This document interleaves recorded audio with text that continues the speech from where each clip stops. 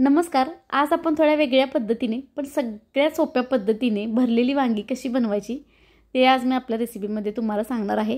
प्रत्येकजण भरलेली वांगी बनवतात पण प्रत्येकाची पद्धत वेगवेगळी असते. तर मी पण ही थोडी वेगळ्या पद्धतीची ही भरलेली वांगी आज करून दाखवणार आहे. तर थोडा वेळ न घालता आपण या रेसिपीला इथे सुरुवात करूयात. इथे मी 5 छोटी वांगी घेतलीत. तर भरलेली वांगी बनवताना छोटी वांगी नेहमी आणायची, म्हणजे भरलेलं वांग छान होतं. आणि फ्रेश वांगी आणा म्हणजे आपली वांग्याची रेसिपी छान होते. आता आपण मसाला काय लागणार आहे ते बघूयात. तर इथे मी मुठभर शेंगदाणे घेतलेत.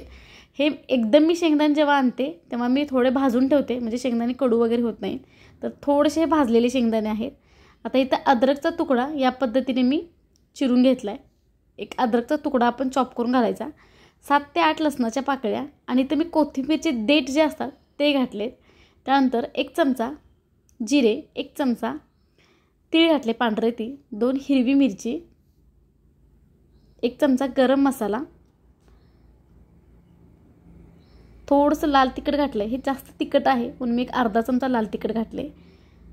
पाव चमचा होईल इतपत धने पावडर आणि चवीनुसार मीठ घालायचं. मीठ शक्यतो कमी घाला, कारण वांग्यामध्ये मीठ घातलं की वांगे खारट लगेच होतात, म्हणून मीठ थोडं कमीच घाला. आता हे मी ग्राइंड करून घेतले. न पाणी घालता आपण सुकंच ग्राइंड करून घेतले. तर पहिल्यांदाच आपण सर्व मसाले घालून घ्यायचे, नंतर आपल्याला काही घालायला लागत नाही. मग त्याच्यामुळे सर्व आता वाटणामध्येच घालून घ्यायचं. आता वांगी स्वच्छ धुवून देठ काढून घेतले होते. आता फक्त जी वांग्याची खालची जी बाजू आहे त्याला असे छान असे चिरून घ्यायची. आपला अधिक चिन्ह कसं असतं, प्लस चिन्ह, त्या पद्धतीने आपण हे चिरून घ्यायचं. आता काय करूया, आपण जो हा मसाला वाटून घेतला होता तो छान असा यामध्ये भरून घ्यायचा. पाणी बिलकुल घालू नका, म्हणजे छान आपला मसाला ह्या वांग्यामध्ये आपल्याला भरता येतो. असा आतपर्यंत दाबून भरायचा, म्हणजे वांगं आपलं हे छान आतल्यात भरून घेतलं की वांग्याची आपण जेव्हा भरलेलं वांगं बनवतो तेव्हा छान होतं. त्यामुळं असं भरून घ्या छानपैकी दाबून. असं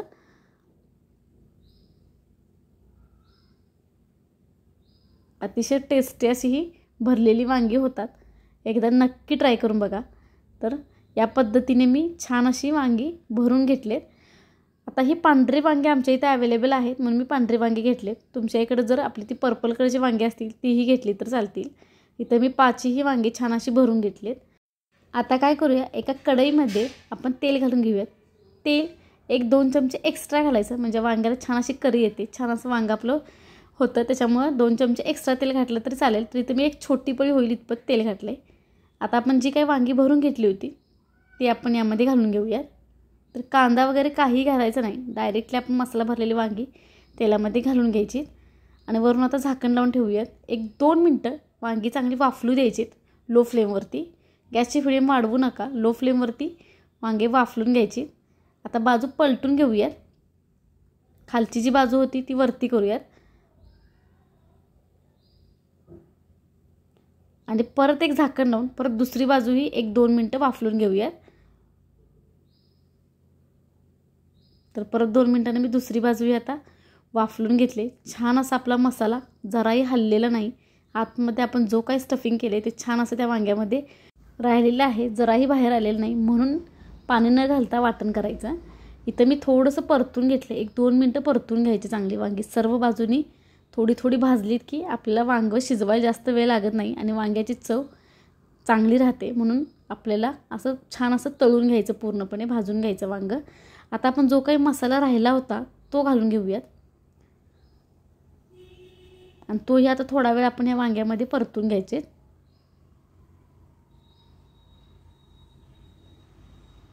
तर बघू शकता तेलामध्येच मी तो मसाला चांगला भाजून घेतला आहे. छान असं भाजून घेतल्यानंतर आता आपण यामध्ये घालणार आहे पाणी.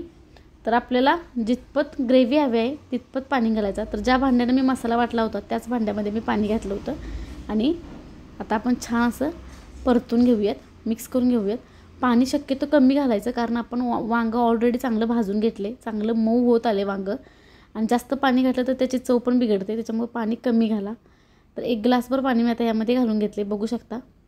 आता झाकण लावूया आणि 7 ते 8 मिनटं लो फ्लेमवरती शिजवून घेऊयात. 7 ते 8 मिनटामध्ये आपलं वांगं छान आतपर्यंत शिजलं जातं.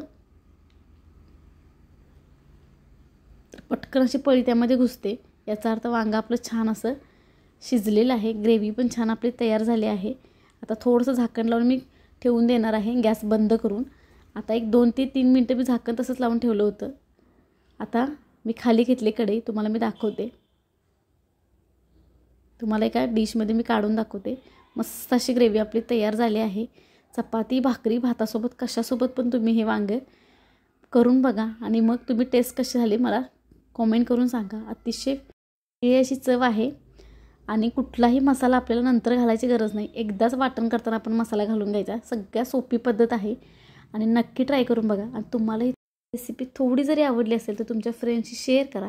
नवीन असेल तर चॅनलला सबस्क्राईब करा. पुढे जे बेल आयकॉन दिले त्याला नक्की क्लिक करा. म्हणजे मी जे काही नवीन नवीन रेसिपी टाकत जाईन त्याचं नोटिफिकेशन तुम्हाला येत जाईल. आणि नक्की नक्की ट्राय करून बघा ही वांग्याची रेसिपी. आणि पुन्हा भेटूया आपण अशीच एक नवीन रेसिपी घेऊन.